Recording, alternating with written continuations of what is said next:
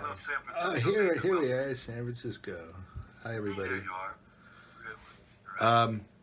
So I just today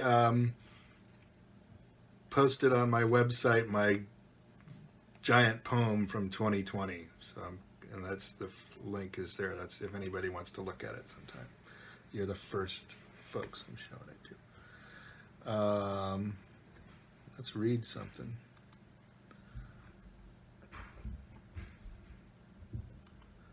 All right. Here's a piece called Mona Lisa Selfie.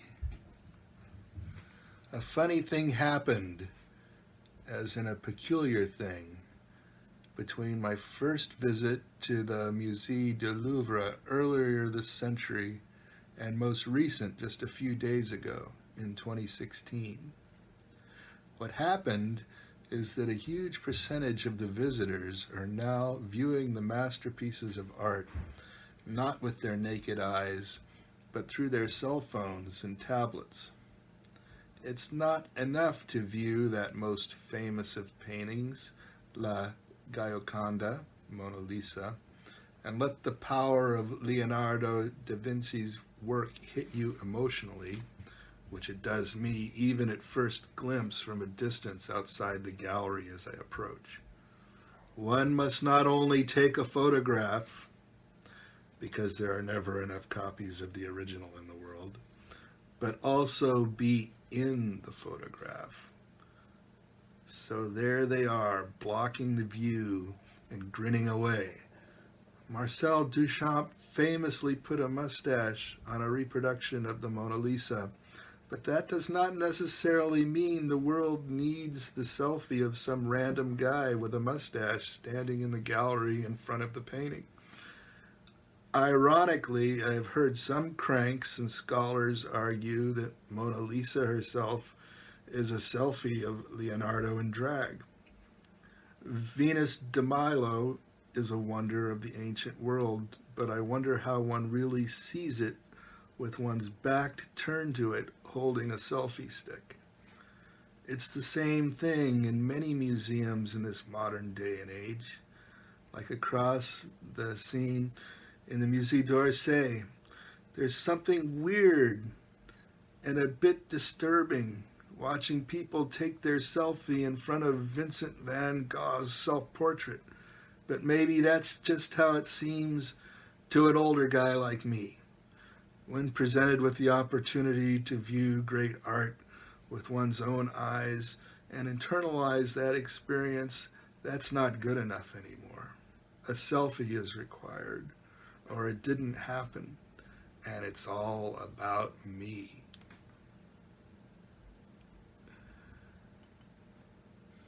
Yeah, gotcha. You're right on that.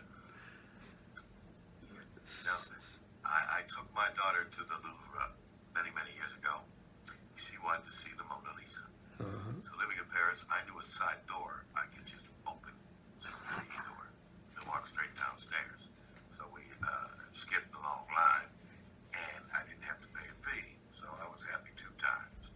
Nice. I took my little daughter Caitlin down there, and wouldn't you know it, we walked right into the section, which is the Italian High Renaissance. So, which I really appreciate. Lots of color, very Italian, lots of color. And I liked it very much. And we quickly came across the Mona Lisa, and all of a sudden I realized I'm about to face the Mona Lisa myself, along with my little daughter. Well, I took a look at that girl, at that woman, and I was disappointed. I said, now, that's not someone I would ask out. She doesn't look like she wants to dance. No. No. So later I was told that it was seen as a masterpiece because of some revolutionary styles of painting. There's use of a brush and paint, which is beyond my educated me on that. But frankly, staring face to face with the Mona Lisa, I just went, this is it. And also, when you're in that gallery, you always have to be sure you turn around and look at the big Veronese Last Supper on the other side of the gallery. much more impressed with some of the other paintings. Yeah. So there I am. Maybe I hold a minority view. It's the marriage feast of Cana. Yeah, Marriage Feast of Cana. Amazing work. Okay. Well, all right then. So can we hear another one, David? Okay, so we already had vampires this afternoon or this evening. So I'm going to give you the unicorn. In an herb garden long ago, magical beast whose beauty is beyond compare, unicorn so good and fair. Gently you walk on green hills, bringing with you spring and the pleasant song of wild birds. In oak forests you drink at clear springs, water so good, sparkling in your white mane and on your silver horn. From the dense thicket you can see the poet writing verse in a cloth-bound book, and with him a maid in a long flowing gown, a wreath of wildflowers in her honey hair. You watch and a tear forms in your eye. She alone can tame you, if she wishes to tame you. Nay, she does not. So you must watch them, the man and the maid, sitting in the grass, hand in hand, human, alive, loving each other. And from their joy, you must take joy. From their love, you must take love, and come forth from the thicket, and bless them, then turn and go. Rain falls, air is cleaned, life is renewed. You are free. Then, now, and forever, you run through the oak forests and over the green hills, and let none see you, and none hear your passing. Wow. That was deep. Thank you, David. Benedicta, darling, we need you to mute. Sorry. I tell you, you're going to have to stay after school, girl. I'm going to stop giving you a hall pass. There you go. Forgive me.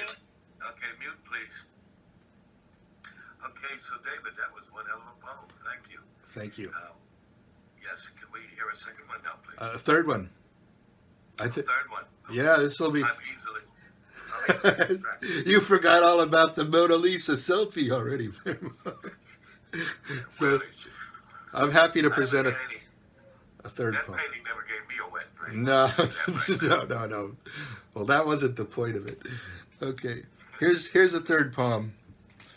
The Misinterpretation of Paradise. How long have I been at this place? Many days and nights. How many? When I came, it was the hot evening, which shrouded things in deep shadow. Nameless faces flowed past me, and there were also a few that I knew. I sat watching visions, then slept on a narrow bed. When I awoke, I swam in a cool stream. The rain came, bringing its sweetness. Now the sun is back. It draws the energy from my thighs. I want to sleep again, but on a bed not so narrow.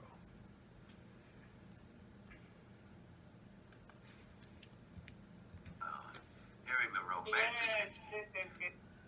hearing the romantic in you tonight, David. Yeah, there is that in me. Yeah, it's a very good side of you as well. Well, thank you very much. Next, I think we were talking about David, Jack, and Claire. So, David, can we hear from you, please? Yes, indeed. I'm going to read a great classic poem. Hit mute, Benedicta, please. So here's a poem from Lewis Carroll, Jabberwocky. Please, not me.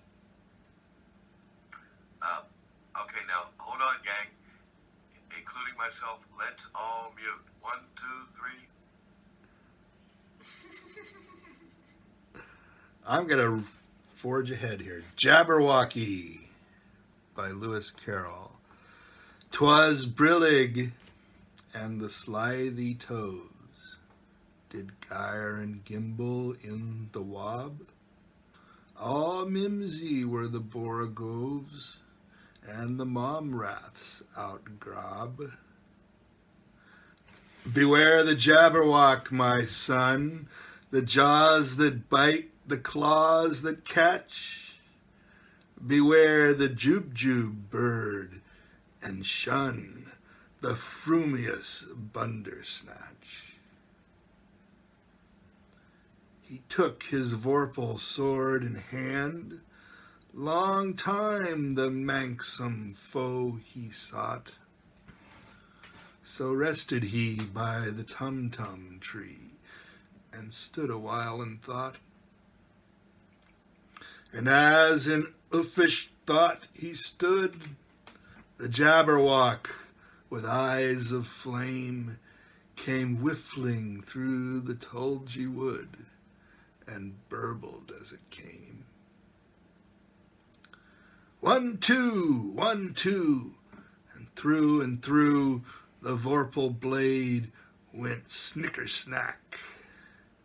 He left it dead, and with its head he went galumphing back. And hast thou slain the Jabberwock? Come to my arms, my beamish boy. O frabjous day, callooh, calais, he chortled in his joy. 'Twas brillig, and the slithy toves did gyre and gimble in the wob. All mimsy were the borogoves, and the momraths outgob.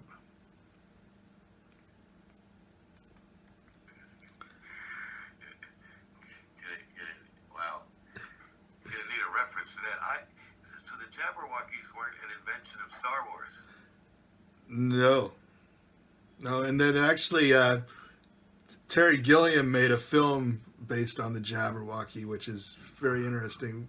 It's very darkly humorous and great film, the Jabberwocky. Never seen All right. Oh yeah, it's worth a watch, definitely. Okay. So, I have to feed my dog some water. She's pounding in my kitchen. oh boy. So, which is close by.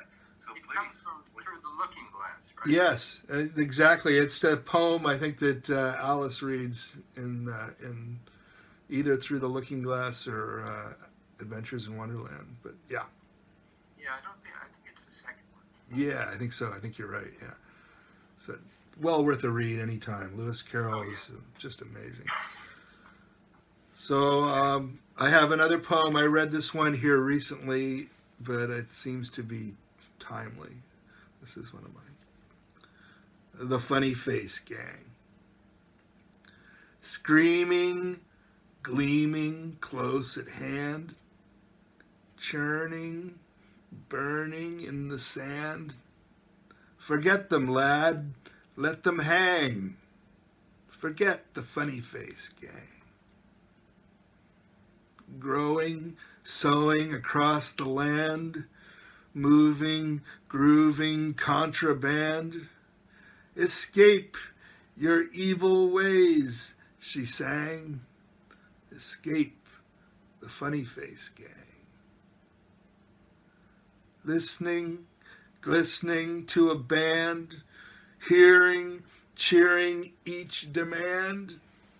Ignore their blasts, ignore their bang, ignore the Funny Face Gang. Biting, fighting, reprimand, beaming, dreaming, final stand. Deny them all, that last cry rang. Deny the Funny Face Gang.